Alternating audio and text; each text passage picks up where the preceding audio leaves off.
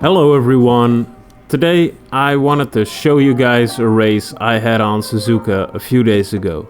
To you it might look like a normal race. It was in a public lobby, not too many drivers on the grid, but to me it was something else. It really felt like an amazing race. And in today's video I wanted to discuss what makes this an outstanding race for me personally. As you can see, I get bumped off the course in the first corner. You could say a pretty bad start for a good race. And to be honest, I was kinda mad about the carelessness of the Honda driver. I was driving on his right for a while there, and I got some damage for the rest of the race. But I still decided to finish the race. I gained on some cars ahead of me, and lucky for me, another one had crashed somewhere on the side of the track. But it didn't take long before trouble found me again.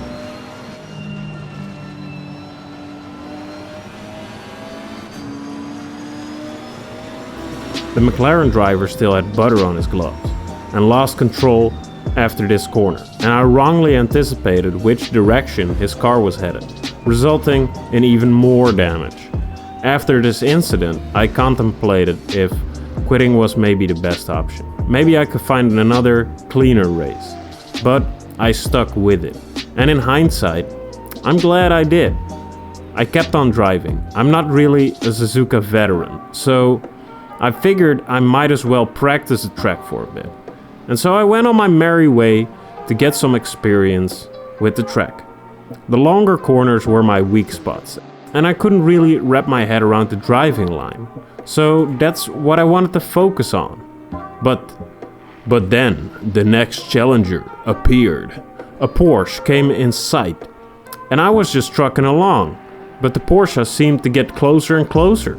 I couldn't really believe it at first. Apparently I was driving fairly consistent in comparison to the other drivers. Keeping things clean was my priority. That's why risky overtaking maneuvers were out of the question. So I stuck behind the Porsche until a biblical event took place. It was like Moses parting the Red Sea. An opening presented itself, and you can bet your pretty butt that I'm gonna take advantage of that opening. That sounds way dirtier than intended.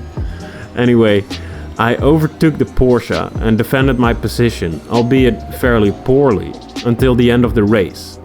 And I came in third place. And I felt great about that. Now, why did this race stick in my mind? I've had way cleaner and more consistent races that I don't even remember. Why was this race, with so little people, different?